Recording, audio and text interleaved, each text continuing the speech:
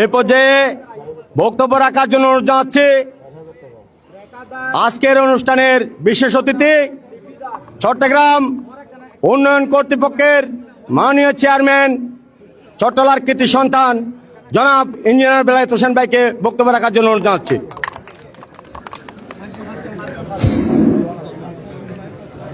আজকে এই সাউল বিলি অনুষ্ঠানে প্রিয় সভাপতি, উপস্থিত প্রধান অতিথি, এই চট্টগ্রামের কৃতি সন্তান, আমাদের সকলের প্রিয় উদীয়মান নেতৃত্ব, বিগত পেশিবাদ বিরোধী আন্দোলনে যিনি সামনের থেকে নেতৃত্ব দিয়েছেন, সারা বাংলাদেশে বিএনপি এবং অঙ্গ সংগঠনকে সংগঠিত করার জন্য তারেক রহমানের নেতৃত্বে বিরামহীনভাবে কাজ করেছেন। হাটহাজারীর কৃতি সন্তান, যাকে আপনারা বিপুল ভোটে নির্বাচিত করার কারণে তিনি গণপ্রজাতন্ত্রী বাংলাদেশ সরকারের মাননীয় সরকারের ভূমি এবং পার্বত্য চট্টগ্রাম বিষয়ক প্রতিমন্ত্রী হিসেবে দায়িত্ব মাননীয় প্রধানমন্ত্রী ওনার উপর আস্থা এবং বিশ্বাস রেখেছেন। আমি ধন্যবাদ জানাই আপনাদের এই প্রিয় নেতা ইতিমধ্যে এই হাটহাজারীতে রাস্তাঘাট, ব্রিজ, কালভার্ট, শিক্ষা প্রতিষ্ঠান সহ উন্নয়ন কর্মকাণ্ডে 5 মাসের ভিতরে একটা দৃষ্টান্ত স্থাপন করেছেন। আপনারা জানেন, বিগত 46 বছরের ইতিহাসে চট্টগ্রামে যে পরিমাণ বৃষ্টিপাত হয়েছে, রব্বুল আলামিনের কাছে আমরা কৃতজ্ঞতা প্রকাশ করি। এই পরিমাণ বৃষ্টি চট্টগ্রাম তলিয়ে যাওয়ার কথা ছিল, কিন্তু মাননীয় প্রধানমন্ত্রী, বাংলাদেশের অবিসংবাদিত নেতৃত্ব, স্বাধীনতার ঘোষক, বীর মুক্তিযোদ্ধা, বাংলার রাখাল রাজা, যিনি সার্কের প্রবর্তন করেছেন, সৌদি আরবে নিম গাছ লাগিয়ে আরাফাত ময়দানে হাজী সাহেবদেরকে এই তাপ থেকে, সূর্যের তাপ থেকে মুক্ত করার ব্যবস্থা করেছিলেন আমাদের প্রয়াত প্রথম বাংলাদেশের রাষ্ট্রপতি শহীদ জিয়াউর রহমান, প্রয়াত অপসীন দেশনেত্রী, 3 বারের সফল প্রধানমন্ত্রী বেগম খালেদা জিয়ার বড় সন্তান।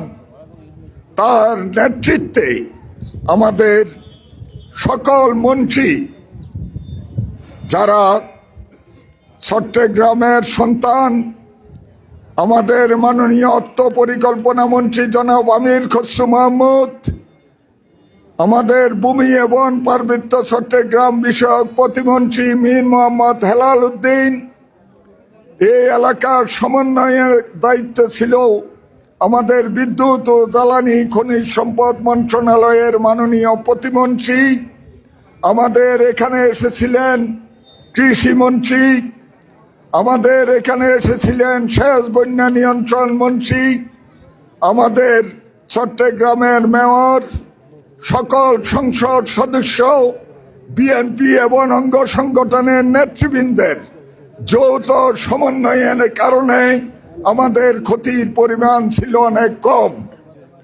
আপনাদের নেতা মীর মোহাম্মদ হেলাল উদ্দিন সহ সকলে বন্যা দুর্গত এলাকার হাজির হওয়ার কারণে আমরা শুকনা খাবার জোগান দিয়েছি, আমরা চাউল দেওয়ার ব্যবস্থা করেছি, আমরা নগদ অর্থ দেওয়ার ব্যবস্থা করেছি। এখন যেহেতু বৃষ্টির পানি কমে গেছে, আমরা এখন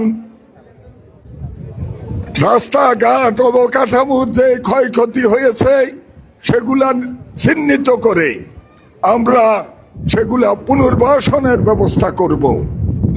এখানে যারা উপস্থিত আছেন, গ্যাস চেয়ারম্যান, সেলিম চেয়ারম্যান সহ সকল নেতৃবৃন্দ, আমরা বিগত ফ্যাসিবাদ বিরোধী আন্দোলনে একসাথে রাজপথে ছিলাম। আমি এখানে আমাদের জনি আছে, আমাদের আয়ুব আছে, যতটুকু আমি সামনে পিছে দেখি এই ফ্যাসিবাদ বিরোধী আন্দোলনে তারা কিন্তু রাজপথে সক্রিয় ছিল। আজকে আমাদের এই প্রধান অতিথি, তিনি আপনাদের সকল দুর্ভোগ যেগুলা এগুলা কাছ থেকে দেখেছে।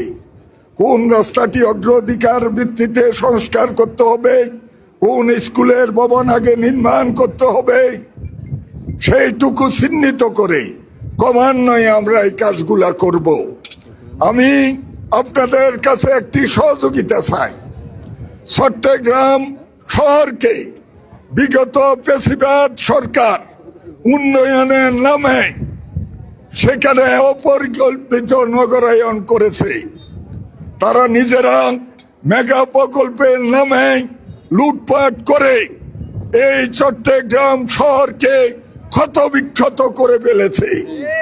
আমি আশা করব আপনাদের সকলকে সাথে নিয়ে আমরা এই চট্টগ্রামকে সবুজ নান্দনিক করব।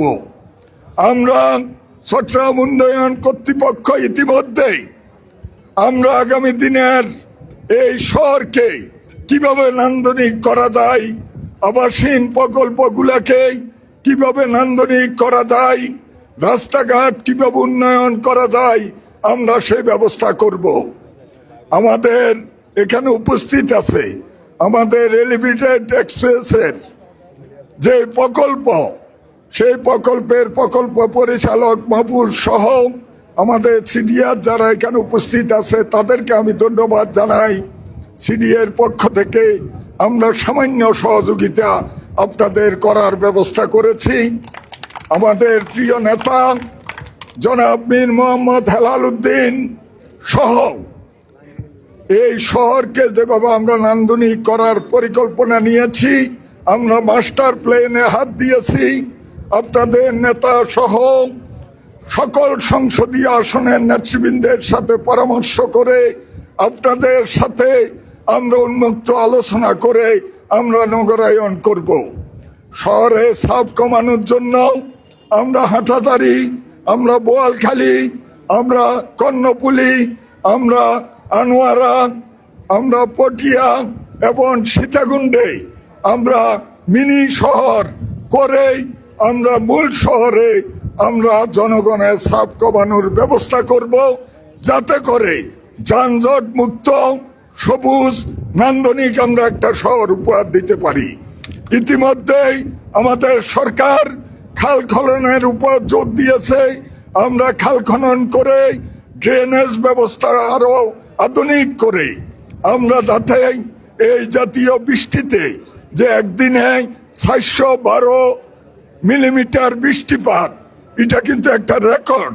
সেই রেকর্ডের ভিতরেও আমাদের মাননীয় প্রধানমন্ত্রীর নির্দেশে আপনাদের নেতা উমরা করতে গিয়েছিল, সেই শপথ সংক্ষিপ্ত করে উনি এখানে চলে এসেছে।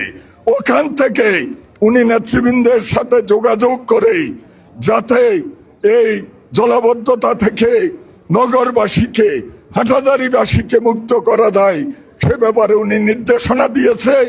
পরবর্তী পর্যায়ে উনি সশরীরে চলে এসেছে।